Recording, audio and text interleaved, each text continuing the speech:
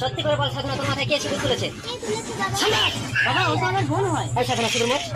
বাবা এইভাবে সিঁদুর মুছতে হবে না, তুমি ওই ছেলেটাকে ডিলিট করে দাও, তাহলে এই সিঁদুর একা একাই মুছে যাবে। ঠিক বলেছিস সম্রাট।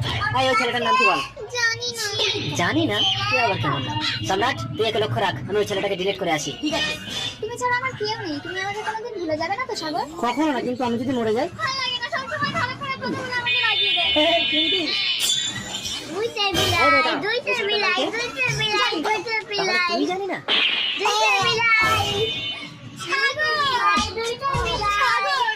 সাগর, দুইটা বিলাই। তুমি আরেকটা বিয়ে করে নিও।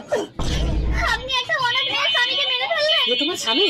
আমি তো আর ভেবেছি এই আমার মেয়ের মাথায় সিঁদুর তুলেছি। এবার আমার কি হবে? চলো মা, তোমার স্বামীর সৎকার করে আমার ছেলের সাথে তোমার বিয়ে দিয়ে আমার পাপের প্রায়শ্চিত্ত করবো। অসম্ভব, আমি একজনকে ভালোবাসি বাবা। সম্রাট, এই বিধবা মেয়ের সাথে বিয়ে দিয়ে আমি আমার পাপের প্রায়শ্চিত্ত করতে চাই। প্রস্তুত থাকবে, আজ রাতেই এই মেয়ের সাথে তো বিয়ে দেবো। বাবা আমি যদি তোমার নিজের ছেলে হতাম। নিজের